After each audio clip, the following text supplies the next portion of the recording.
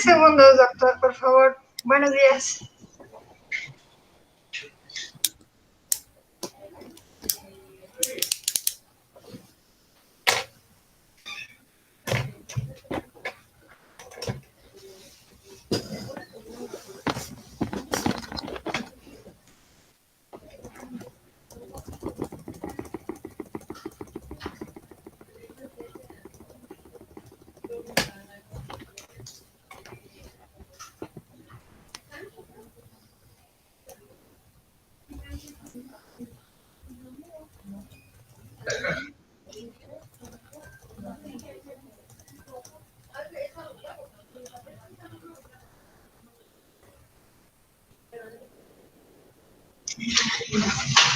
Muy buenos días a todos.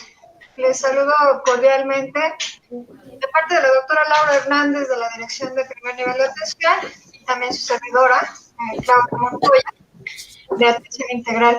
Y agradezco mucho la presencia pues de parte de lo que es el personal del Hospital Obstétrico, el director, el doctor Jaime Molina, y por supuesto del doctor Alberto Romero, que el día de hoy pues va a darnos esta ponencia relacionada a las enfermedades hipertensivas en el embarazo. Y pues he tenido el gusto de escucharlo en varias ocasiones. Y la realidad es que desde leer el título de su ponencia del día de hoy, en donde veo que dice verdadero o falso preeclampsia, pues básicamente puedo asegurarles que esta va a ser una charla que va a dejarnos muchos dividendos relacionados pues a una de las morbilidades más frecuentes que se pueden ver, no tan solo en un segundo o tercer nivel de atención, sino en el primer contacto, que son todas nuestras unidades de salud de primer nivel.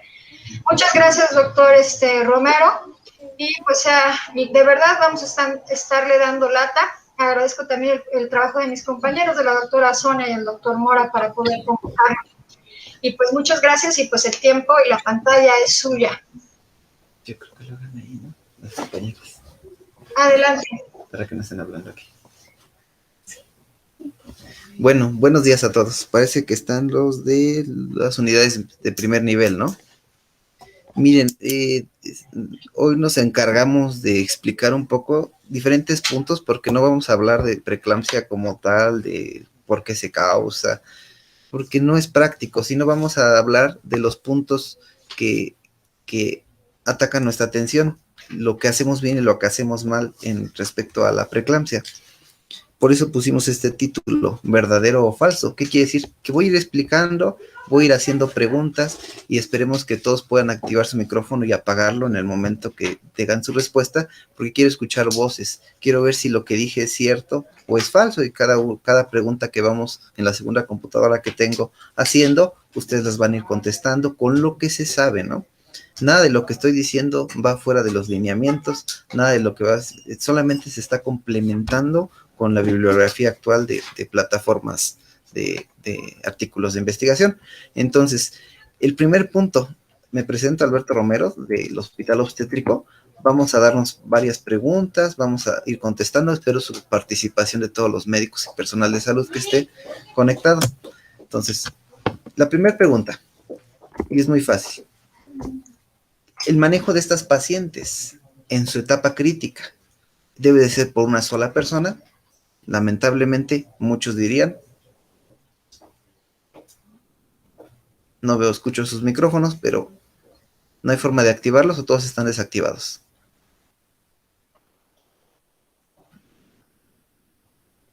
¿Sí me escuchan? Hola, doctora Claudia, muy buenos días.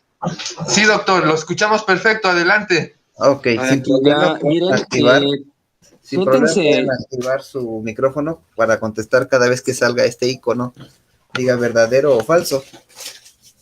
Doctor, ¿vale? Las sesiones en Facebook difícilmente va a haber interacción, porque solamente en Meet estamos nosotros. Ok, entonces vamos a ir contestando. ¿Qué es lo que va? ¿Realmente podemos atender a una paciente crítica en una sala de primer nivel? La respuesta es no se puede. Se requiere un manejo multidisciplinario, se requiere múltiples personales para hacer cada uno una actividad en búsqueda de estabilizar a la paciente. Por tal motivo, no se puede realizar un manejo completo y total en una unidad de primer nivel. Más aún así se puede estabilizar.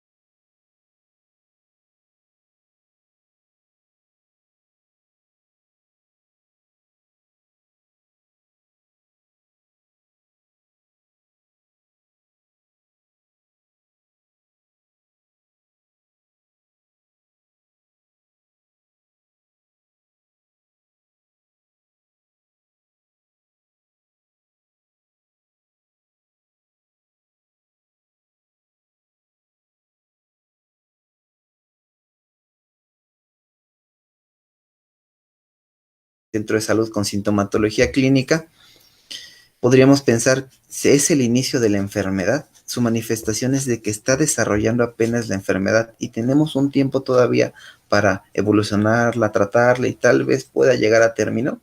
Entonces, ahí la respuesta es mentira. Cuando la paciente tiene una representación clínica de la enfermedad, sea la hipertensión o sea una sintomatología, la paciente ya tiene un gran trecho en su evolución de su enfermedad hipertensiva.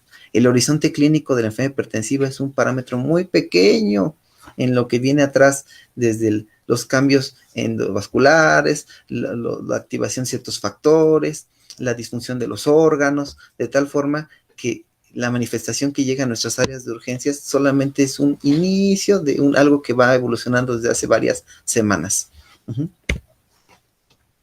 Vamos a ver en esta plática lo que es, en resumen, lo que es como qué vamos a poner en soluciones, qué fármacos, por qué sonda, por qué no, por qué valorar todos los órganos y sistemas, si se debe transfundir a estos pacientes o no, ¿por qué? Porque tienen plaquetas bajas tal vez, o anemia hemolítica, y si se debe hacer algún estudio de imagen a la paciente o al bebé.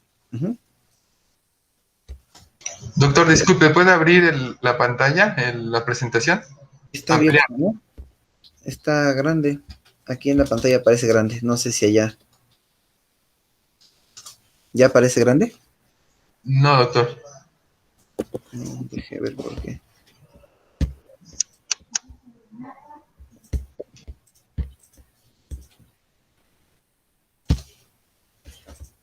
A ver, me dicen.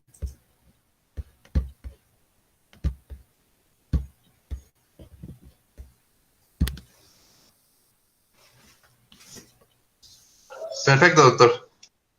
Pues, si estudiamos un poquito de lo que es la fisiopatología de la preeclampsia, y ahí vienen algunos términos donde los líquidos del espacio intravascular se están perdiendo a tercer espacio, entonces vendría la pregunta, entonces tendríamos que restituir líquidos en esta paciente que tiene pérdida de líquido a tercer espacio, y es lo que hace por lo menos a 5 o 10 años hacíamos, ¿no? Poníamos 1000 de solución, las recargábamos en la cirugía y les poníamos en el puerperio soluciones como cualquier otra paciente.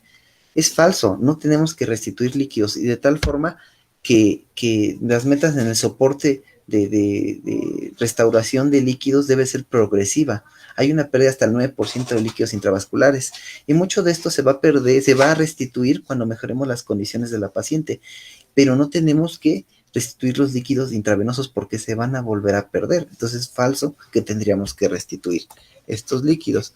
Ya actualmente con la nueva bibliografía hay fórmulas, hay estudios ecográficos donde podríamos ver si usamos cristaloides o coloides o albúmina en ciertas pacientes, depende de su presión oncótica o su presión coloidosmótica, con lo que se llama índices de cálculo. Entre ellos, el más viejo es el índice de Briones.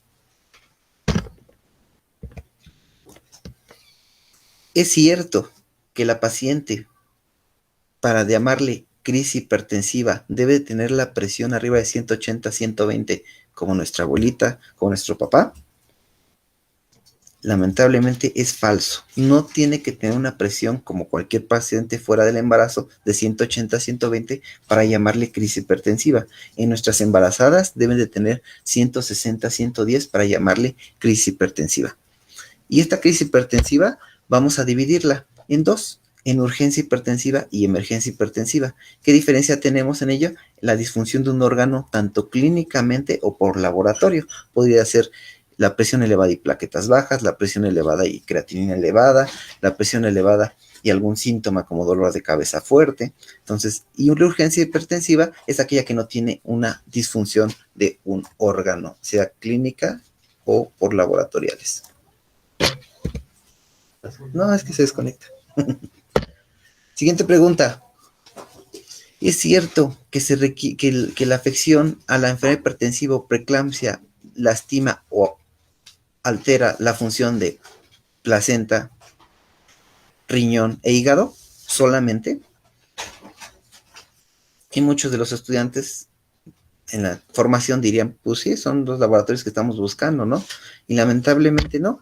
Es una disfunción de todos los órganos porque afecta al endotelio, de tal forma que ese endotelio es lastimado, hace un vasoespasmo, hace una activación del sistema de coagulación con agregación de plaquetas y hace una hipoperfusión, de tal forma que la suprarrenal, el riñón, la retina o cualquier órgano, hasta la piel, puede ser afectado. Entonces, concluimos que la preeclampsia es una afección multisistémica y progresiva donde como primer horizonte clínico, quiere decir que apenas va manifestándose, es la hipertensión y la proteinuria, ¿vale? Pero atrás de esto ya viene una disfunción de órganos de varias semanas de progresión. Una pregunta muy buena que siempre se la hacemos aquí a los residentes cuando van llegando. Oiga, doctor, ¿tienes tu paciente con criterios de enfermedad hipertensiva como preeclampsia, pero tiene restricción de crecimiento? Hace 5 o 10 años todavía determinábamos que la restricción de crecimiento en cualquier enfermedad hipertensiva era un criterio de severidad, y actualmente, con los cambios desde 2013, establecieron ciertos cambios o ciertos criterios que se salían para ya no clasificar como severa las preeclampsias. Entre ellos, la proteinuria, sea de 3 en algunas clasificaciones o de 5, no es un criterio de pronóstico ni es un criterio de interrupción o de severidad. Segundo, la restricción. Se debería de estudiar la restricción como una causa secundaria o una causa diferente a la preeclampsia, de tal forma que la restricción no era un criterio de severidad o de interrupción inmediata. Por sí mismo se debería de buscar los criterios de restricción, cuáles son los criterios de interrupción de acuerdo a la clasificación de la restricción. Y la oliguria, igual en el 2013, se estableció que no era un parámetro para interrumpir o para dar severidad como tal, la oliguria. Más aún así, la elevación de azoados persiste como un criterio de severidad de interrupción. Es cierto que se requiere tomar la presión como única vez arriba de 150/100 o 160/100 para determinar que la paciente tiene una enfermedad hipertensiva y tratarla inmediatamente. Lamentablemente es falso. Los pacientes pueden tener alteraciones en la presión arterial.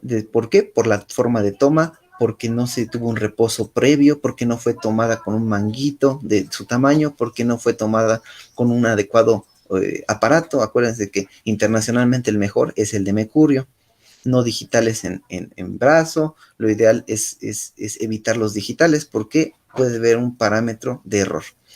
Se requiere solamente 2 tomas de presión de 140/90 con diferencia de 4 horas para dar un criterio de preeclampsia, pero aquí está el parámetro importante. Si tienes una paciente con 140/90 y tiene sintomatología florida de enfermedad hipertensiva, no requiere las 4 horas de diferencia. La paciente ya requiere un manejo y protocolo de estudio. ¿Será cierto que solamente por estar embarazada de primer bebé, tenemos más riesgo de preeclampsia que la gente con otros factores de riesgo? Y lamentablemente sí. El tener el primer embarazo ya es un factor de riesgo para desarrollar preeclampsia. Solamente la nulliparidad o el primer embarazo, aunque sea de la misma pareja o de otra segunda pareja, no importa. Ser solamente primigestas tiene un factor de riesgo importante para desarrollar preeclampsia.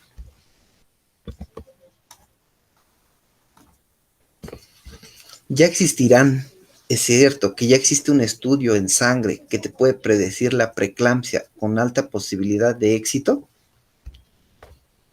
Falso. Todavía no existe un estudio, ni factores angiogénicos, ni sumado con ecografía que te pueda predecir con una sensibilidad y especificidad cercana al 100, de tal forma que sigue en estudio encontrar algún factor angiogénico, un factor de inflamación que pueda demostrar la predicción desde primero o segundo trimestre en quienes van a tener preeclampsia. Entonces, doctor, cuando a mí me traen una velocimetría de flujo de arterias uterinas y me dicen que están alteradas o que tienen Notch, ¿con eso yo le voy a decir a la paciente por sí mismo que le va a dar preeclampsia? Falso. La velocimetría de flujo de la arteria uterina depende mucho de quién la realiza, si tiene experiencia o no. Segundo, ¿a cuántas semanas se realiza? Lo ideal es hacerla en segundo trimestre. y lo malo es que tiene altas tasas de falsos negativos, lo que quiere decir que tiene un error. Realmente tenemos muchos pacientes que ni tenían factores de riesgo, o muchas que salieron negativas, igual altas tasas de falso positivo. De tal forma que la velocimetría de flujo Doppler de la arteria uterina por sí misma, aislada, no es un factor adecuado todavía para decir que le va a dar o no le va a dar a la paciente preeclampsia. Doctor, entonces, sí, yo ya leí mucho de preeclampsia y ya vi que podemos evitarla y eliminarla si les damos aspirina. Entonces yo le voy a dar aspirina a todas mis embarazadas para ver que no les dé preeclampsia a todas. Pero aparte leí, doctor, que podemos darle antioxidantes, calcio, vitamina C, D, omega, heparina y todo. Le voy a dar todos los medicamentos que he leído para que no le dé preeclampsia a mi paciente. Falso, la aspirina es el único fármaco que tiene evidencia de beneficio en una reducción, pero no es una reducción alta, de tal forma que no se respalda el uso en forma generalizada. Todavía faltan estudios para ver los riesgos y secuelas que pueda tener a largo plazo la administración de aspirina. De tal forma que solamente en gente que tiene factores de riesgo por clínica, factores de riesgo por ecografía o por marcadores angiogénicos se le da la aspirina, no a todos.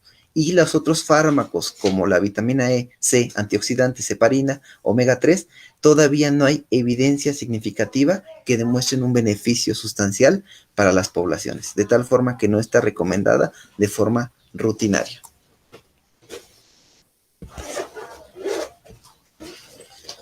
Otra pregunta que nos viene a la cabeza es, doctor, tengo una paciente con proteinuria y tiene disfunción de algún órgano, pero no tiene hipertensión. O doctor, tengo una paciente hipertensa, pero ya tiene plaquetas bajas, creatinina elevada, pero no tiene proteinuria. ¿Todavía tenemos esa definición de preeclampsia atípica? Cierto, todavía hace unos años especificaban que la preeclampsia atípica era la separación de los síntomas. ¿Qué es esto? Que la hipertensión no estaba junto con la proteinuria, sino la hipertensión estaba con una disfunción de órgano o la proteinuria estaba con una disfunción de órgano, pero no existía hipertensión o no estaba junta proteinuria, hipertensión. Se dice que la preeclampsia atípica por sí mismo no es una preeclampsia atípica, sino es un imitador. De tal forma que estas pacientes que presentan hipertensión y disfunción de órgano sin proteinuria, es más probable que sea un imitador como síndrome de fosfolípido, lupus o una púrpura trombótica trombocitopénica, alguna enfermedad autoinmune, de tal forma que a veces no es una preeclampsia como tal y tienen un curso y progresión atípico. ¿Cómo les vamos a decir atípico? Son pacientes que tal vez no controlas la hipertensión con fármacos, tal vez pasa el puerperio y convulsionan hasta 3 días después y no como normalmente convulsionan dentro de las 48 horas. Son muy resistentes a fármacos. De tal forma que estas hipertensiones atípicas hay que protocolizarlas como otras enfermedades.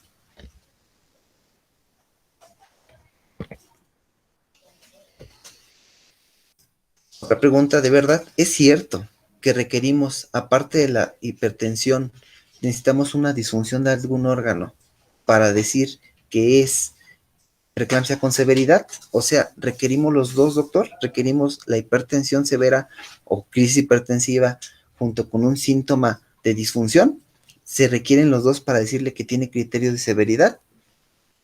Es falso, no requerimos separadamente los síntomas. No requerimos la hipertensión severa, crisis hipertensiva, con la sintomatología para decir que es severa. Como lo decía al principio de la plática, puede llegarte tu paciente con 140-90 y tener un síntoma o un laboratorio de disfunción de órgano.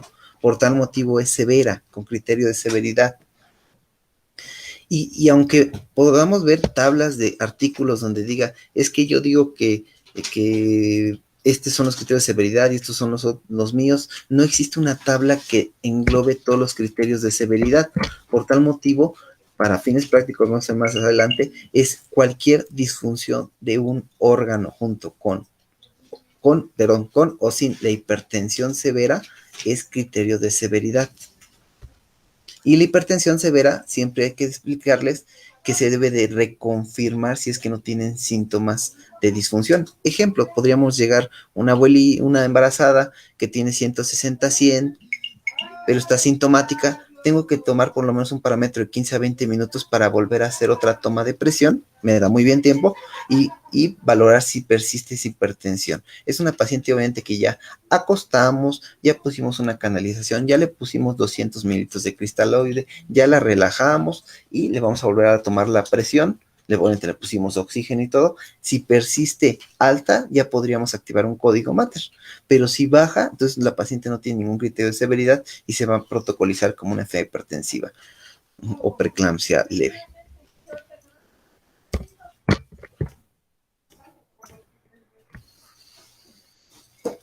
Entonces, doctor, es cierto que la sintomatología, cuando yo pregunto, señora, ¿le duele la cabeza? Y me contesta que sí, ¿la voy a clasificar como severa? Falso. Las características para que tú clasifiques como severo deben ser síntomas persistentes, sostenidos y graves. ¿Qué es esto? Ustedes han tenido más experiencia que cualquiera. Cuando le preguntan a cualquier embarazada, ¿les duele la cabeza? Podríamos tener una respuesta del 30-40%. ¿Qué les duele la cabeza? ¿Se siente mareada? Me sentí mareada cuando me paré de la silla. Entonces, es el gran problema a veces de la sobreclasificación de la severidad, que los síntomas, cualquier síntoma que le preguntes a una paciente que estás interrogando y que realmente está estresada porque quiere que nazca el bebé, ya se le subió la presión, te va a contestar que sí, y no por eso vamos a clasificar a todas como severa. Deben ser síntomas graves, entre ellos los que están descritos en la laminilla. Y eso es lo que les decía, cada bibliografía podría decir cuáles son los criterios de severidad en el pulmón, en el riñón, en las plaquetas. Lo que les quiero decir es fácil. Si la paciente tiene alguna sintomatología persistente, sostenida y fuerte, sea lo que sea, ejemplo, puede llegar con falta de dificultad respiratoria o dolor de pecho, solamente por tener dolor de pecho, aunque no tenga baja de saturación, aunque esté con frecuencias respiratorias normales, no sabe si es corazón. No. Acuérdense que hay daño endotelial. Entonces el endotelio está en el pulmón y el endotelio está en el corazón. Dolor de pecho, ¿qué podrá ser? Es una paciente que dolor precordial más enfermedad hipertensiva podríamos establecerla como severa. No sabemos, hasta vaya a ser una disección aórtica. Entonces se maneja como severa por la sintomatología. Hay diferentes criterios, ¿no? Los criterios del Colegio Americano, los criterios de nuestra guía de práctica clínica, que a veces realmente lo que vamos a ver es que disfunciona un órgano, tanto por laboratorio o por clínica. Cualquier órgano disfuncionado sería el parámetro. Usted ya me dijo, doctor, que no requiero estudiarle mucho al examen general de orina, que no requiero mucho ver lo de la proteinuria. Entonces, ¿para qué le tomo tiras reactivas a todas mis pacientes, no? Es importante que toda paciente que llegue con enfermedad hipertensiva se le tome una tira reactiva, ¿cierto? ¿Por qué? Porque lo que vamos a establecer es que tenga una proteinuria significativa, de tal forma que una paciente con proteinuria significativa es más probable que sea una preeclampsia. ¿Y qué es una proteinuria significativa? Tener por lo menos más de una cruz en una tira reactiva, o en un examen general de orina tener un índice de proteinuria creatinina arriba de 0.3. ¿Y cómo establecemos esto de proteinuria significativa? Ustedes agarran su examen general de orina y les van a poner ahí 300 miligramos de proteinuria. Ustedes van a transformarlo en gramos, ejemplo, 0.3, y lo van a dividir entre la creatinina sérica. Y debe de salir menos de 0.3. Cuando sale más arriba de 0.3, le podemos dar el término de proteinuria significativa. O sea, que es una verdadera proteinuria. ¿Por qué? Acuérdense que la dieta, acuérdense que los fármacos y las infecciones urinarias pueden dar proteinurias no significativas. Esto igual nos viene a la mente de entonces, doctor, ese término que decían que tenía que tener proteinuria de 300 en 24 horas, ¿es importante? Pues lamentablemente no me voy a esperar 24 horas para clasificar a la paciente. Entonces, el uso de las depuraciones de proteínas en 24 horas está en decadencia. ¿Por qué? No es un criterio pronóstico, no es un criterio de interrupción, ni es un criterio de clasificación para la preeclampsia. Sí es un criterio de que si hay rango nefrótico, pues la paciente es probable que tenga una patología renal preexistente, ¿no? O que la disfunción del órgano riñón sí se ve más marcada como tal, pero no es una glomérulo endoteliosis que puede provocar proteinuria masiva. Pero realmente antes de eso ya la creatinina se elevó días previos. Antes de eso, ya el flujo urinario disminuyó. Antes que eso, la paciente ya tiene una sobrecarga de líquidos y un edema agudo pulmonar grave, ¿no? Entonces, la proteinuria en las depuraciones de 24 horas ya no está en uso.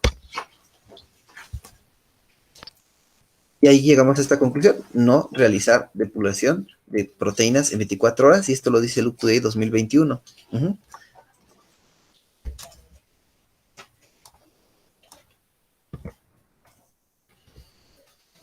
Volvemos a establecer la pregunta. Doctor, yo le voy a preguntar a todas mis pacientes si tiene dolor en la boca del estómago. Y cuando me pregunte, me va a decir que sí.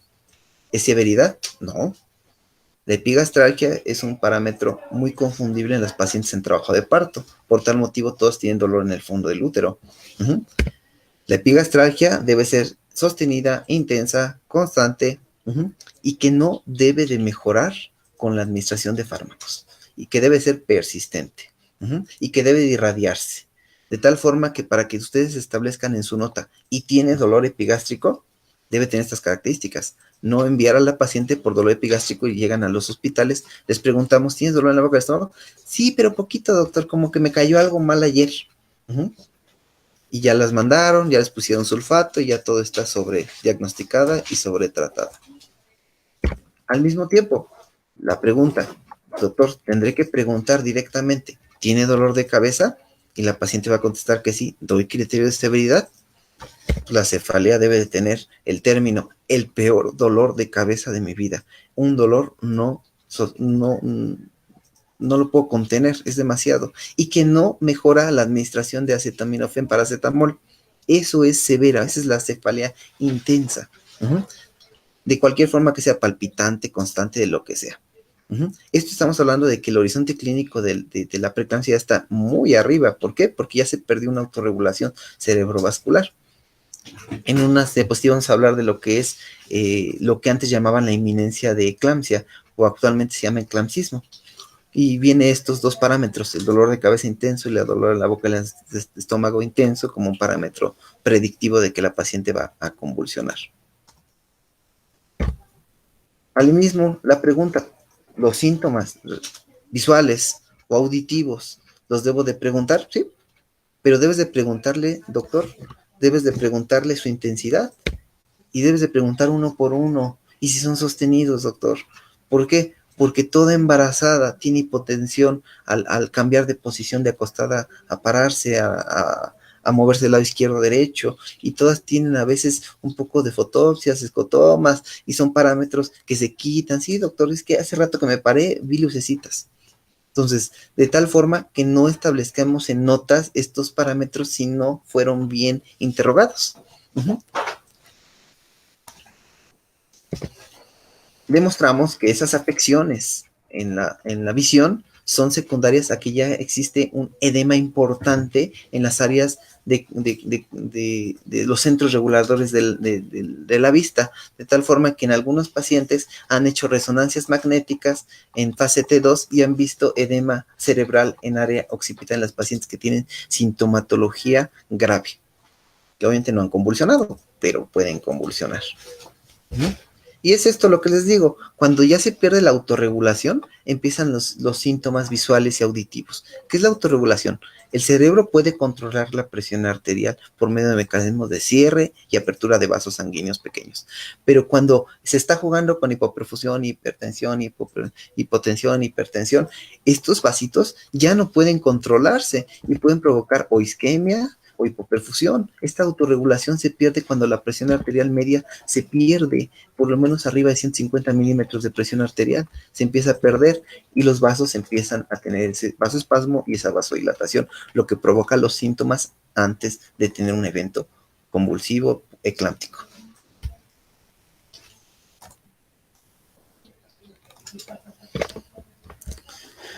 Doctor, si ya me dijo que la orina o la oliguria no es un parámetro de severidad, entonces, ¿para qué le voy a poner una sonda Foley? Si ya en 2003 establecieron que no es un parámetro de severidad. Más aún así, si es no es un parámetro ya de severidad. ¿Por qué? Porque muchas oligurias podrían verse restablecidas cuando restablecías o controlabas la presión arterial, cuando le pasabas una carga de 200 de cristaloide, mejoran muchas de estas. Es un parámetro de función a futuro. ¿Qué quiere decir? Que si yo estoy con buen control de líquidos, va a estar orinando mi paciente. Pero si estoy con mal control de líquidos, si estoy con un descontrol hipertensivo, va a haber vasoespasmo de la arteria, de las arterias del glomérulo, y de tal forma está disfuncionando un órgano. Acuérdense que para una disfunción de un órgano, sobre todo el riñón, lo primero que se afecta es los volúmenes urinarios. Secundariamente se afecta los azuados. Y terceramente, la retención de líquidos. Entonces, quitaron la vigilancia de los volúmenes urinarios, más aún así, es un predictivo importante que esta creatinina de nuestra paciente va a empezar a subir sustancialmente horas después de que empieza a bajar los flujos urinarios. Entonces, persistimos que los flujos urinarios se miden, pero es predictivo, ya no es criterio de severidad. Pero sí, la creatinina, cuando se eleva sustancialmente, por lo menos duplicas el valor, o arriba de 1.1, es un criterio de severidad para enfermedad hipertensiva. Y la pregunta que siempre tenemos, ¿por qué mandaron a la paciente? Porque tenía edema de miembros inferiores. Doctor, ¿las tengo que mandar al hospital porque tengan edema de miembros inferiores? Falso. Más del 60% de las pacientes en tercer trimestre van a tener retención de líquidos, problemas vasculares periféricos, lo que hace que si la paciente persiste más de 4 o 5 horas parada, empiece un edema de miembros inferiores. Pero ¿qué es lo importante? ¿Y qué dice la bibliografía actual? Para que nosotros tomemos esa retención de líquido como un criterio de envío, un criterio de gravedad, tenemos que ver que el peso se eleva repentinamente por ese acúmulo de líquidos. Y obviamente que ese edema es persistente, no se quita. Acuérdense que el edema de las embarazadas fisiológicamente en las tardes están muy hinchadas y en las mañanas ya están muy bien. Pero esta paciente retiene y en unos días está más hinchada y más hinchada. El edema, obviamente, si es un edema generalizado, hay edema facial, y entonces estos son un parámetro ya de envío. Es el término que usamos, el llenado excesivo o el edema excesivo.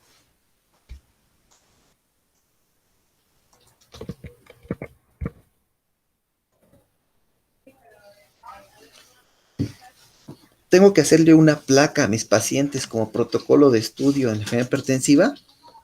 Solamente tendríamos que hacerles placas aquellas que por clínica se observa una disfunción de órgano pulmonar. ¿Qué es esto? Dolor precordial, cambios en la saturación de oxígeno o cambios en la exploración por vía clínica, ¿no? ¿Por qué? ¿Qué es lo más frecuente? Edema agudo pulmonar. El edema agudo pulmonar ocurre hasta el 10% de las pacientes con características graves. Y esto es por cambios propios de que hay una extravasación de líquidos muy agresiva, de tal forma que la paciente desde que llegó ya tiene un poco de disfunción, y conforme va pasando el procedimiento quirúrgico, la atención de parto, el estrés, el descontrol hipertensivo, pues termina con dificultad respiratoria en puerperio, ¿no? Y son pacientes que se envían a terapia intensiva por edema agudo pulmonar. Solamente placa cuando hay manifestaciones clínicas. Y estas son las placas de nuestros pacientes con edema agudo pulmonar. 26 semanas con clínicas, obviamente en puerperio, eso es lo más importante del edema agudo pulmonar, va en el puerperio. Y son las imágenes de edema agudo pulmonar durante el puerperio.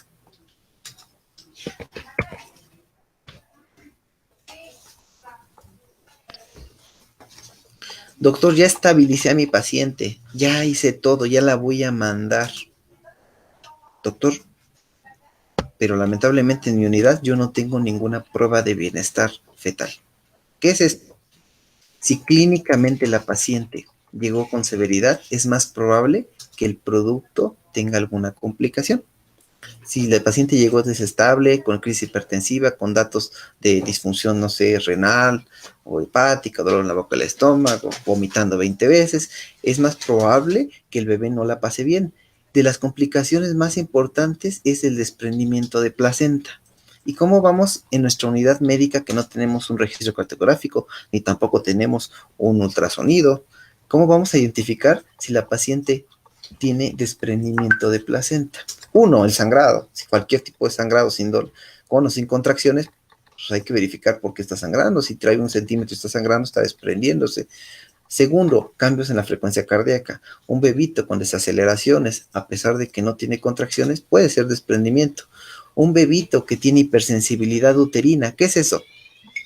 Tocas el útero y le duele y la paciente no tiene ni contracciones y tiene sensible el útero. Ese es un dato de desprendimiento prematuro de placenta. Entonces, con esa clínica podemos establecer que tiene riesgo de o sugerimos un desprendimiento, ¿no? Al igual, siempre he dicho, lo que tocas y duele, pues cuidado. Asimismo ponemos la imagen de lo que es una ruptura hepática, ¿no? La ruptura hepática es lo mismo. ¿Y por qué vemos la imagen? Si yo toqué el útero y dolió, si le toco el hígado y le duele, cuidado, que se está rompiendo algo, ¿no? Órale.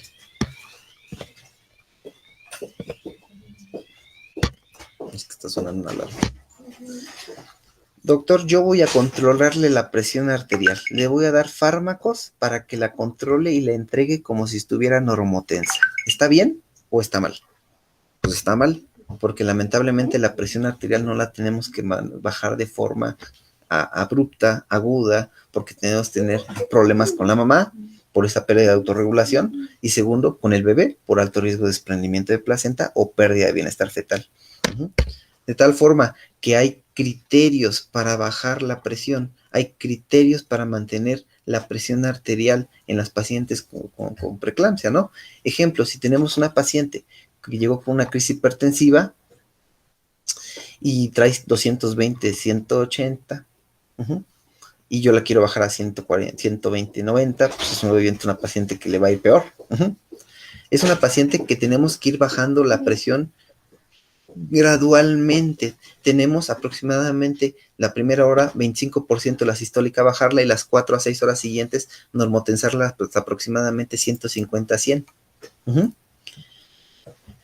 Entonces, y 24 horas para normotensarla como cualquier otra persona normal, ¿no? Entonces, la presión no se baja abrupta, hay metas tensionales. Hay metas tensionales para la gente que tenía preeclampsia como tal y las metas tensionales para las que tenían ya hipertensión crónica con preeclampsia sobreagregada.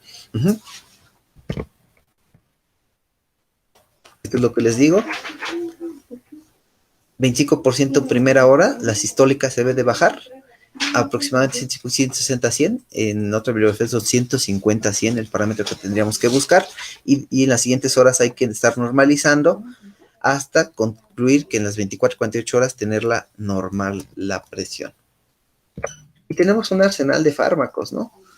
El abatalol que no hay aquí, hay hidralacina tomada IV, hay nitroprusiato, nitroglicina, nifedipina y hay otros. Oiga, doctor, hay otros. Si lo sabes usar, lo puedes usar. ¿Por qué?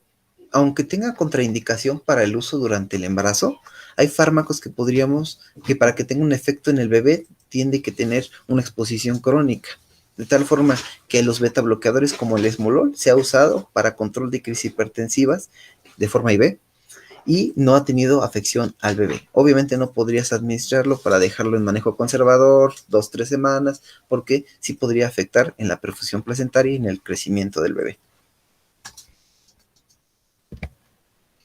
Esto es muy rápido, no lo hay. La Betalol, Estados Unidos lo maneja, nosotros no. Son medicamentos de primera elección. La hidralacina, y es una pregunta que siempre me trato de hacer aquí a los médicos. ¿Tú qué darías, doctor? ¿Darías hidralacina o darías nifedipina? Y entonces todos nos casamos hace unos años con la administración de hidralacina en bolos, ¿no? Cada 15, 20 minutos, 4, 5, 6 bolos, no superar los 40 miligramos. Y lamentablemente ya los artículos actuales manejan de que hay más riesgo de pérdida de bienestar fetal y desprendimiento de placenta por baja de presión abrupta, ¿vale? Entonces por ahí de unos años empezó a salir el nifedipino y le ganó. El nifedipino baja la presión y no es tan abrupta. Perfecto.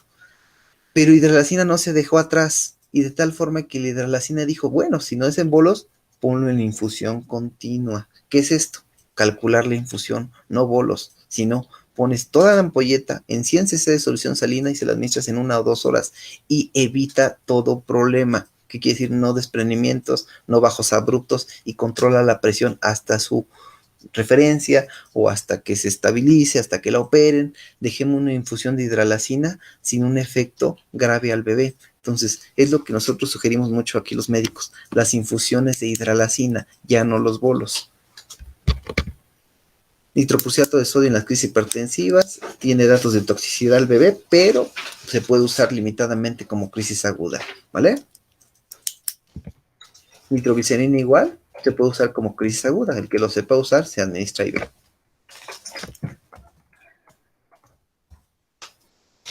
Oiga, doctor, la pregunta, yo ya tengo a mi paciente con crisis hipertensiva 160-100, le di nifedipino, le di hidralazina en infusión y le voy a dar alfa-metildopa y metoprolol. Yo creo que con eso la controlo. Yo creo dándole alfa-metildopa y metoprolol, digo alfa-metildopa e hidralazina tomada se controla. ¿Es cierto? En las crisis hipertensivas no nos ayuda para nada la hidralazina tomada y la alfa-metildopa, porque tiene un periodo de absorción y efecto de por lo menos 5 a 6 horas después de la administración, de tal forma que en casos de crisis hipertensiva, darle una alfa-metildopa o darle una hidralazina tomada pues no cambia el pronóstico, ¿no? La mayoría de estos dos fármacos son para el manejo de las pacientes que no tienen severidad y para el manejo ambulatorio de ellas.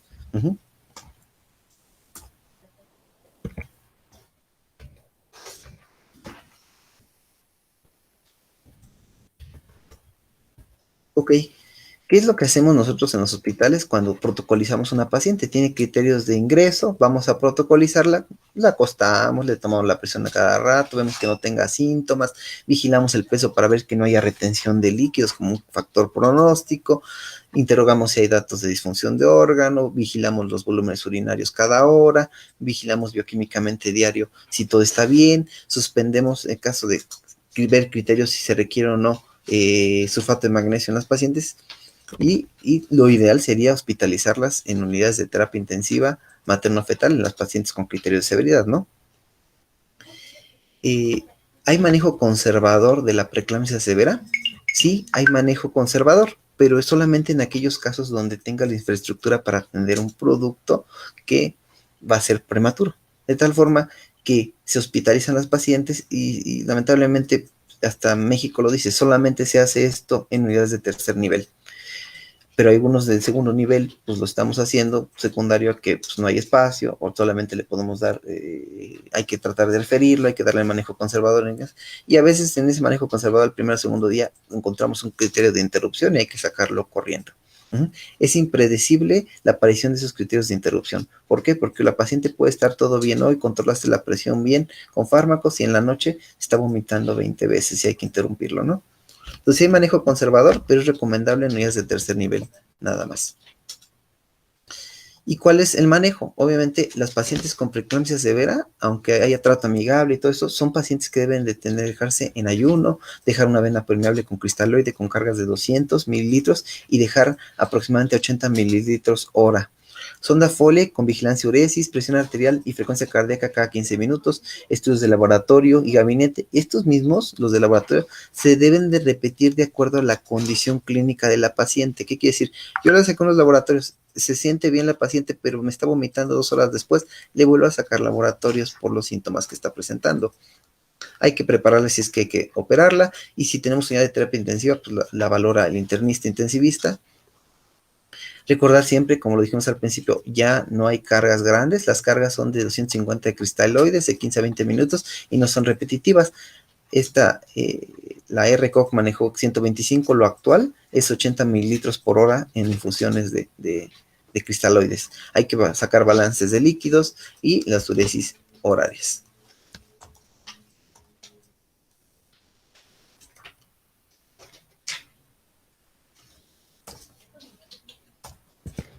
Faltan unas 3. Ok. Perdón. Aquí está.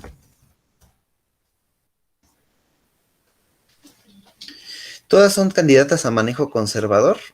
lamentablemente no, es mentira. Muy pocas son candidatas a manejo conservador. Acuérdate que el manejo conservador va a tener más riesgo de mortalidad materna y sobre todo más riesgo de pérdida de un bebé. Un manejo conservador puede dar un desprendimiento de placenta en piso. Puede dar una eclampsia en piso y que nadie la vea. Entonces, solamente ciertas unidades y ciertas pacientes podrán manejarse de forma conservadora. Y hay cierta bibliografía de candidatas a manejo conservador. ¿Qué es eso? Pues dejarlas un rato hospitalizadas, hay que darles esquema de madurez pulmonar a las pacientes que piensas que vas a resolver en la próxima semana o en los próximos días. No se le puede dar manejo conservador, esquema de esteroide a todas las pacientes como si fueran una vitamina o una vacuna, porque sí, ya se demostró que el uso de esteroides durante el embarazo sí tiene efectos a largo plazo en los bebés, de tal forma que vamos a reservar siempre, en cualquier patología, el uso de esquema de madurez pulmonar solo a las pacientes que piensas que va a tener un nacimiento expedito de 1 día a 7 días, no a cualquiera. Entonces, estas pacientes que obviamente ya tienen preeclampsia severa y que estás en vigilancia, es obvio que las vas a tener que interrumpir los siguientes días. Estos son los criterios. Debes de controlar bien la presión, no tiene que tener sintomatología, no epigastralgia, la plaquetas arriba de 100,000, tiene que orinar bien, las bilirrubinas normales, creatininas normales, menos de 1.5, no tiene que tener síndrome de Gel o eclampsia. Obviamente el síndrome de Gel en unidades de tercer nivel ha sido conservador, nuestra unidad no puede ser conservador.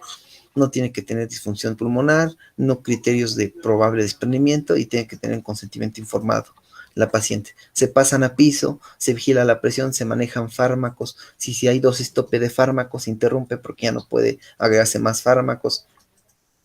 Se le hace vigilancia bioquímica diaria, se le hace registro cardiográfico diario y se le hace perfiles biofísicos cada 48 a 72 horas. Y son pacientes que a veces les podemos regalar 3, 4, 5, 6 días. La prolongación del embarazo y el uso de esquema de madurez podría mejorar cierto parámetro del resultado perinatal, ¿vale? Pero a expensas de probablemente, acuérdense que la enfermedad hipertensiva es una enfermedad que va progresando. ¿Qué va a pasar después? Pues va a estar más severa, ¿no? Entonces, si tenía ya disfunción poquita renal, después de dejarla 4 o 5 días, va a estar más disfuncionado riñón.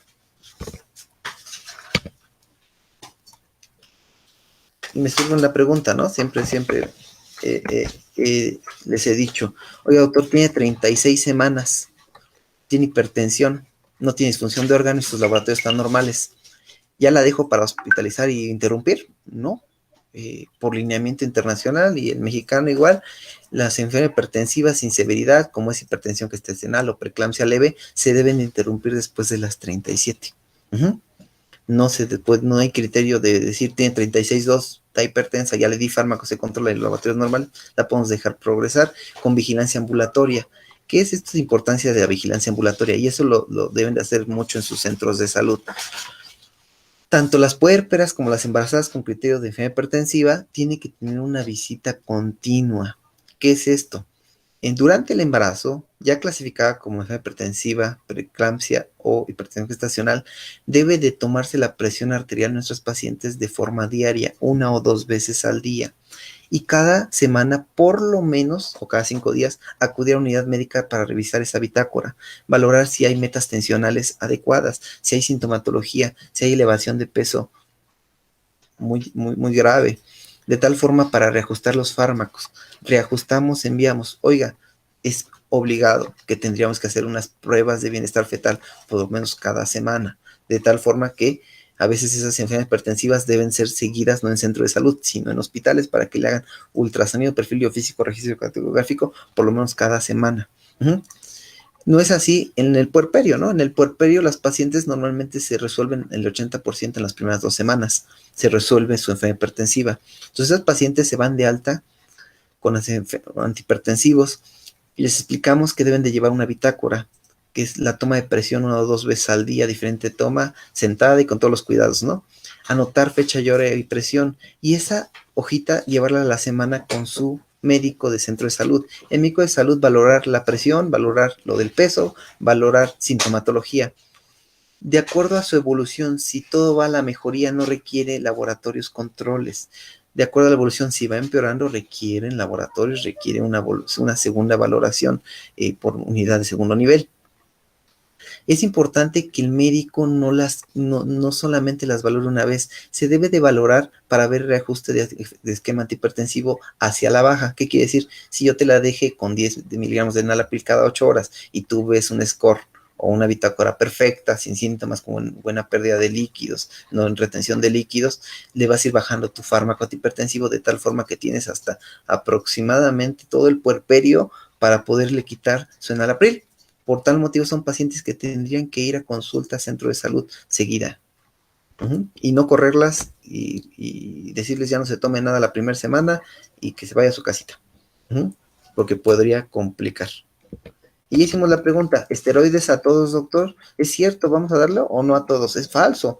El esquema de esteroides solamente se da cuando vamos a resolver los próximos días. Cuando no se va a resolver los próximos días, hay efectos a largo plazo ya demostrados en artículos que podría tener un bebito por administrar esteroides sin necesidad, ¿no?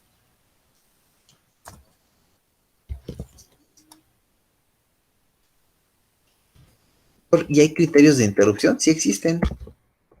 Es verdad, ya existen bien establecidos en el lineamiento y en muchos lugares donde dice, si sube la creatinina tanto, pum, si la depuración de creatinina es tanto, pum, el ácido úrico sube arriba de 10 o más de 1 por día, pum.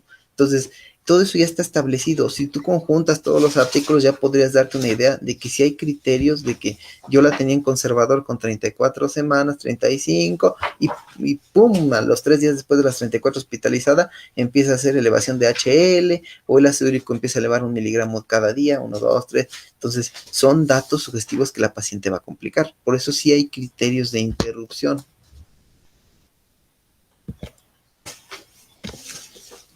¿Hay forma de saber que mi paciente va a convulsionar?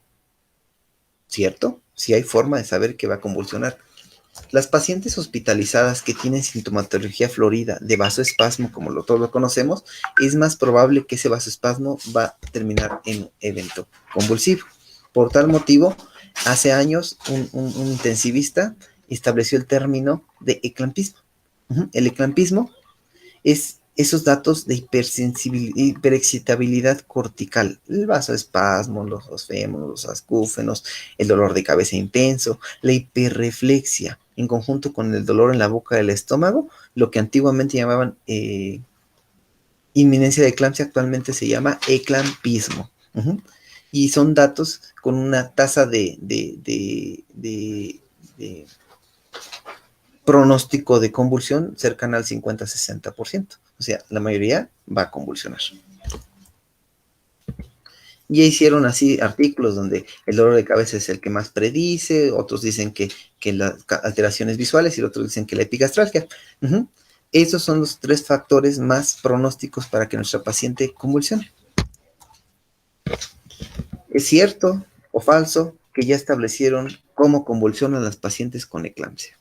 Y ya se estudió, ya sabemos qué hacen en la fase tónica, qué hacen en la clónica, cuánto hacen de posictal y qué otras características tienen. Entonces ya está totalmente estudiado cómo debe convulsionar una paciente. Entonces de tal forma que tú podrías decir, esa es una convulsión atípica. ¿Por qué? ¿Por qué saber si es una convulsión atípica o no? Las pacientes con convulsiones atípicas es más probable que no es una eclampsia en relación a la enfermedad hipertensiva, sino ya es un evento vascular cerebral. Otro problema, ¿no? Hay pacientes que convulsionan y su atención en urgencias es la convulsión. Y todos pensamos como primera instancia que es eclampsia, pero lamentablemente nunca hizo estas fases de las crisis tónico-clónicas, que más del 90% de las eclampsias lo tienen. La duración siempre va a ser corta, 2 a 3 minutos. Si la paciente convulsiona 6 minutos o recurre a las convulsiones, es un criterio de estudios de imagen. Si la paciente tiene alteraciones en estas fases, es una indicación de estudios de imagen, o la recurrencia o la persistencia más de la convulsión. Pero no todas tienen el criterio de usar una tomografía, o sea, no todas las que convulsionan por eclampsia debería de hacerse una tomografía, porque la mayoría de las veces se salen limpias. ¿Por qué? Porque solamente hay edema, y acuérdense que en el edema en la tomografía no se ve totalmente, sí, más aún así, en una resonancia sí se ve los edemas cerebrales, ¿no?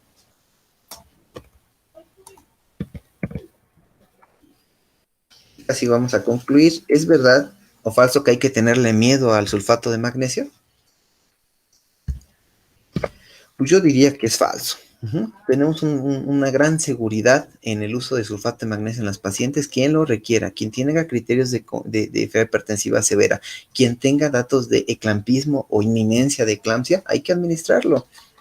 Con toda la seguridad de que nadie se te va a intoxicar con la infusión inicial, con toda la seguridad de que si yo no tenía creatinina ni pude vigilar los volúmenes, se me va a intoxicar y se va a morir de un paro cardiorrespiratorio. No.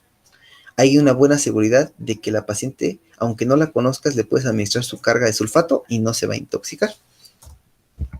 Más aún así, las pacientes que ya demostraste por interrogatorio que tenga alguna patología renal o que tenga algún otro problema, ejemplo, miastenia gravis, que es una contraindicación del uso de sulfato de magnesio, las pacientes pueden resistir la carga inicial de sulfato con datos de toxicidad baja, pero ya no resistirían la infusión continua. A lo mismo, igual, las nefrópatas pueden administrarse la carga, pero son estas pacientes las cuales el rango de infusión de 1 o 2 gramos por hora tendríamos que disminuirlo a 0.5 por hora y vigilar los niveles séricos de magnesio en sangre.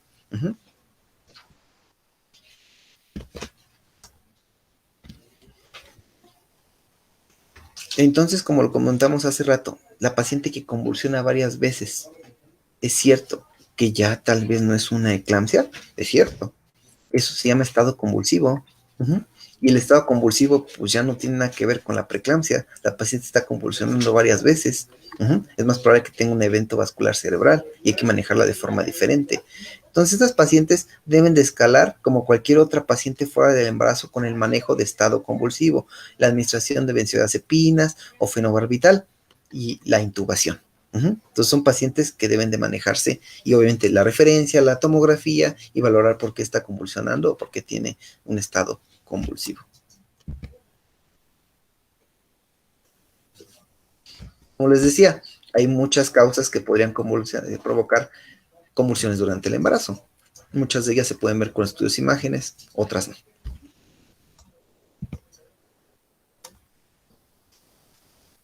Tomografía todas, ya lo establecimos, no, tomografía todas no, ¿por qué? Porque un gasto innecesario. Resonancia todas, pues no tenemos dinero para tanta resonancia, pero si hubiera dinero, en la fase T2 de las resonancias podríamos ver el gran afección cerebral que ocurre en las pacientes con enfermedad hipertensiva con criterio de severidad.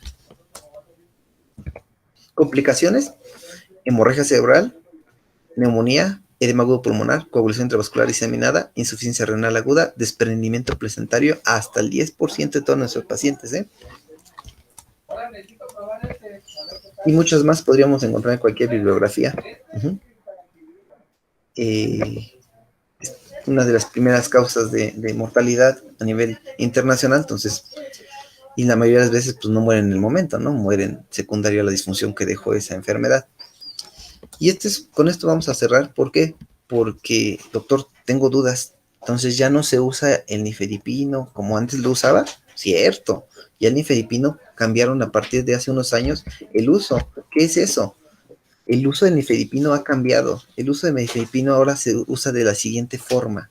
Si la paciente tiene criterios de severidad, administras 10 miligramos vía oral con un poco de agua y tomas la presión cada 10 minutos. Si la presión no llega al 25% de la sistólica, podrías administrar una segunda dosis de 20 miligramos en 20 minutos.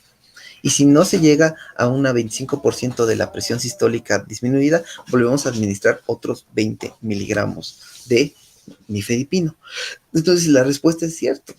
Ya cambió la forma de administrar nifedipino, ya no es como antes, que dábamos 10 o no más 10, si no se controlaba la operábamos corriendo.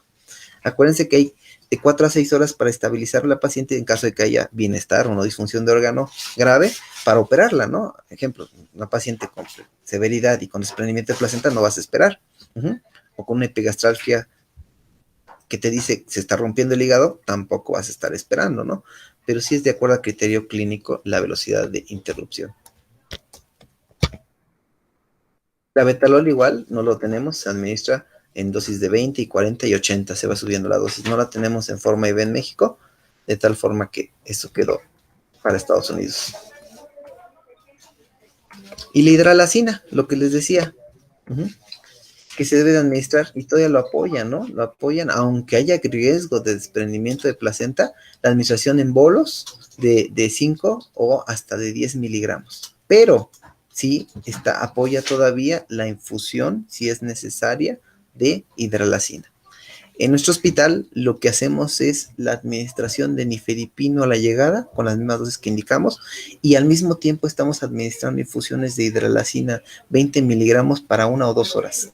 Y así controlamos las presiones en lo que sale su registro, en lo que salen sus laboratorios, en lo que se prepara cruce y todo, en lo que se le hace pruebas de bienestar fetal. Si no hay un criterio de interrupción, podemos pasar a nuestros pacientes en las mejores condiciones, tal vez 1, 2, 3 horas después de su control tensional, con metas tensionales, obviamente.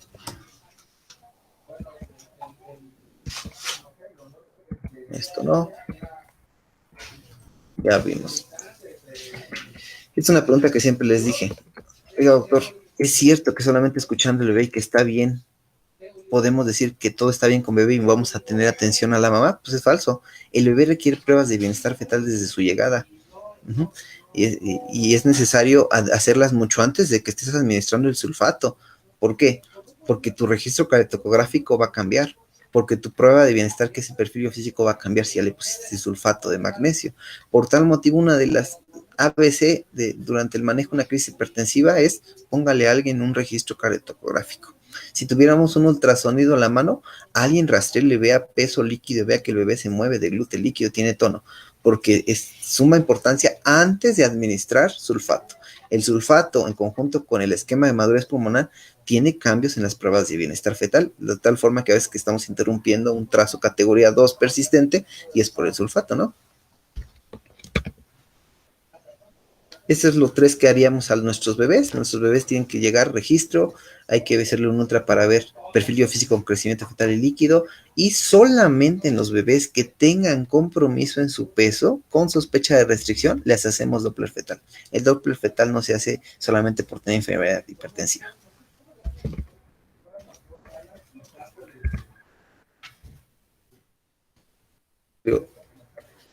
Ok, y esto es lo que... Ya vamos a concluir con esto. Lo que decía del puerperio: el 80% de nuestro puerperio mejora a las 2 semanas. Es cierto, la bibliografía actual de UpToDate maneja que en 2 semanas se normaliza la presión en su mayoría de los casos.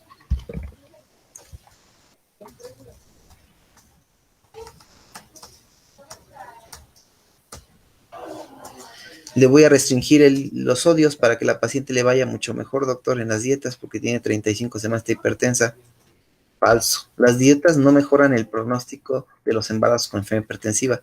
La reducción de sodio no afecta para nada el pronóstico, ni tampoco cambian los volúmenes intravasculares, y eso va a mejorar y va a prolongar el embarazo. Esto es falso, ¿no? El uso de diuréticos durante el embarazo pues está contraindicado, a menos de que la paciente tenga edema agudo pulmonar, se pueda administrar, pero hemos tenido pacientes que usaban pequeñas dosis de furosemide porque estaban muy inflamadas, y eso, en lugar de provocar beneficio, le provocó oligohidratmias a los bebés, ¿no? No sé si tuvieran alguna pregunta sobre esto. Son puntos para ver si podemos cambiar un poquito la forma de ver la preeclampsia. ¿Alguna duda? ¿O estoy desconectado? No.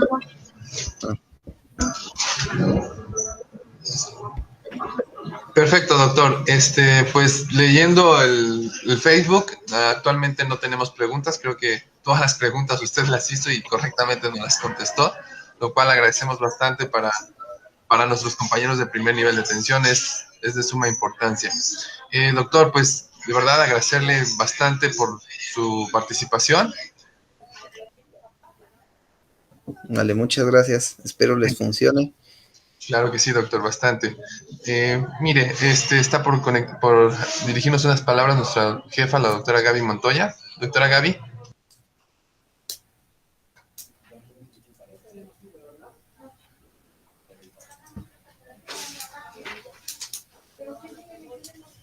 Doctor, igualmente, pues agradecerle su participación. Doctor Mora, no sé si habías mencionado alguna otra cosa.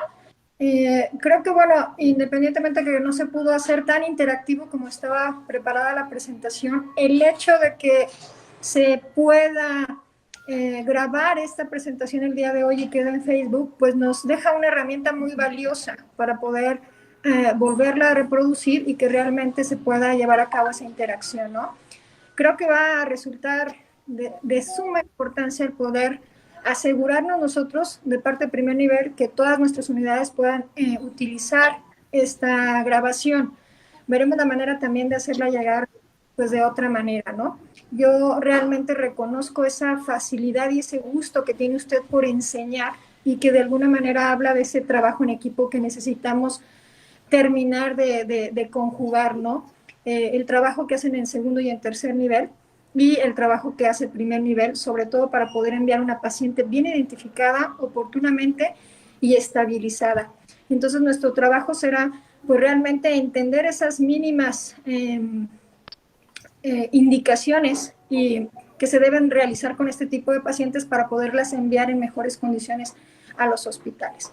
Realmente le agradezco mucho, reconozco esa manera tan interesante que tiene usted para enseñar y pues bueno, muchísimas gracias y seguramente que no será la última vez que estemos conectados en este formato por el momento, pero veremos la manera también de optimizarlo. Le agradezco mucho, doctor Romero, igualmente al doctor Molina. No sé, Muchas doctor, gracias. si tengas otra cosa que mencionar. Doctora Gaby, pues comentarle al doctor Romero que le haríamos extensivo otra invitación para poderle dar un reconocimiento ya que se nos acumulen las 2 horas. Entonces haríamos llegar un reconocimiento con la validez pertinente. Doctora, pues nada más que igual agradecer al personal de salud que se conecta en tiempo real y comentarle al doctor Romero que estos tienen réplicas hasta de 1500 asistentes. Dale, yo creo que esta plática igual tendrá más quien querrá echarle una repasadita a esta plática. Agradecerle bastante, doctor. Vale, tengan buen día. Muchas gracias. Gracias, buen día, doctor. Gracias. Hasta luego. Saludos, doctora. Bye.